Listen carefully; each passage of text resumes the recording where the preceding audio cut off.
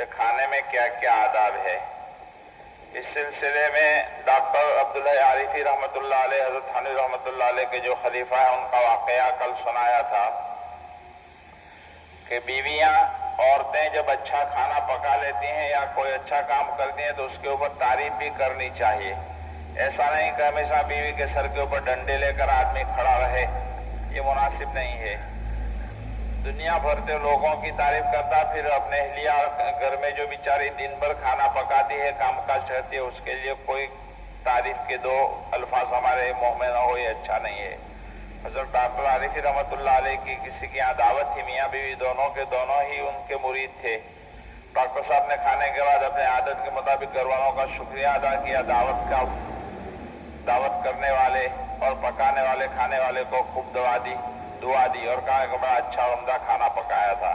پردے کے پیچھے سے رونے کی آواز آئی، پوچھنے پر پتا چلا تو وہ بتا رہی تھی کہ اتنے سال سے میں ان کے نکاح میں ہوں، کبھی بھی انہوں نے بھول سے میرے کھانے کی تعریف نہیں کی، یہ اچھا نہیں ہے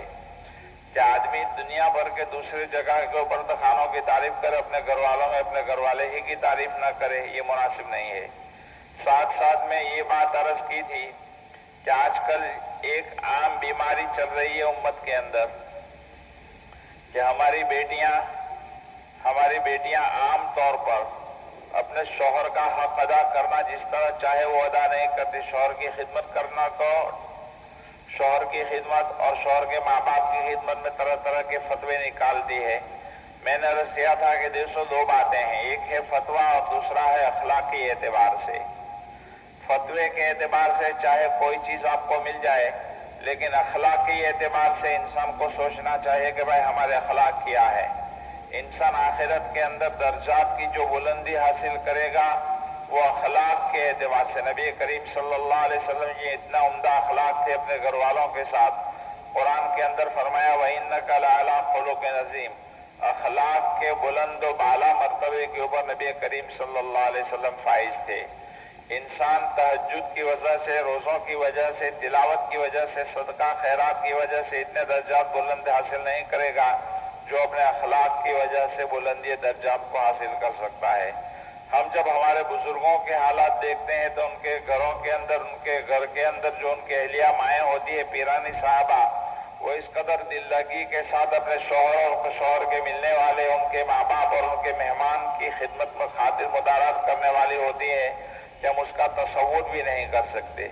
میں نے تو خود سہارنپور کے زمانے کے اندر دیکھا اپنی آنکھوں سے، اور حضرت شیخ رحمۃ اللہ علیہ، مولانا زکریا صاحب رحمۃ اللہ علیہ نے اپنی آپ بیتی کے اندر بھی لکھا ہے کہ کبھی ایک دم سے 8-10 مہمان گھر کے اندر آ جاتے تھے اور آدھے گھنٹے پہلے، صرف آدھے گھنٹے پہلے، 20-25 منٹ پہلے گھر میں خبر کر دی کہ بھائی اتنے مہمان کے کھانے کا انتظام کرنا ہے، دسترخوان بچھا دیا جاتا تھا اور گرم گرم روٹیاں آنا شروع ہو جاتی تھی گھر کے اندر سے۔ یہ کون کرتا تھا؟ وہاں حضرت شیخ رحمۃ اللہ علیہ کے گھر کے اندر کوئی کام کرنے والی نوکرانی بھی نہیں ہوتی تھی، گھر کی بیٹیاں، بہو اور عورتیں وہ سب خدمت کرنے والی ہوتی تھی۔ دابیل کے زمانے میں اور بعد میں بھی ہم نے دیکھا یہ کتاب جو ہم پڑھ رہے ہیں حضرت مفتی احمد صاحب مدد اللہ علیہ کی، ان کے گھر کا بھی یہی حال ہے کہ ان کے گھر میں صبح سے شام تک میں 10 مہمان آتے ہیں اور حضرت جو ہے منٹ سے گھر میں خبر دیتے رہے کہ مہمان کے لیے کچھ بھیجو، مہمان کے لیے کچھ بھیجو، اور باری باری آتا ہی رہتا ہے۔ تو اس طرح نیک بندیاں ہوتی ہے، وہ گویا کہ اپنے شوہر کے حق ادا کرنے کی فکر رکھتی، اخلاق کی وجہ سے، فتوے کی وجہ سے نہیں۔ وہاں بھی وہ اگر فتویٰ نکالنے جائیں کہ بھائی ہماری ذمہ داری تو نہیں ہے، ہم کیوں خدمت کریں، تو پھر مسئلہ گڑبڑ ہو جاتا ہے۔ میاں بیوی کی صحیح محبت آپس میں اسی وقت پیدا ہو سکتی ہے کہ میاں جو ہے بیوی کا حق ادا کرنے والے، بیوی جو ہے میاں کے، آخر جو ہے میاں کا اتنا بڑا درجہ جو شریعت کے اندر شوہر کا رکھا ہے کہ اللہ کی ذات کے بعد نبی کریم صلی اللہ علیہ وسلم نے فرمایا اللہ کی ذات کے بعد اگر میں کسی کو سجدہ کرنے کا حکم دیتا تو شوہر کے لیے سجدہ کرنے کا حکم دیا جاتا تھا۔ اس سے پتہ چلتا ہے کہ شوہر کا درجہ بہت بڑا ہے۔ اخلاقی اعتبار دوسری ہے اور فتویٰ کا اعتبار دوسرا ہے۔ فتوے کے اعتبار سے دیکھنے کے لیے جائیں گے تو بہت ساری چیزیں ایسی ہیں کہ اس میں فتوے پر چلنا مشکل ہو جاتا ہے، وہاں پر اخلاق کی بلندی کو دیکھا جاتا ہے۔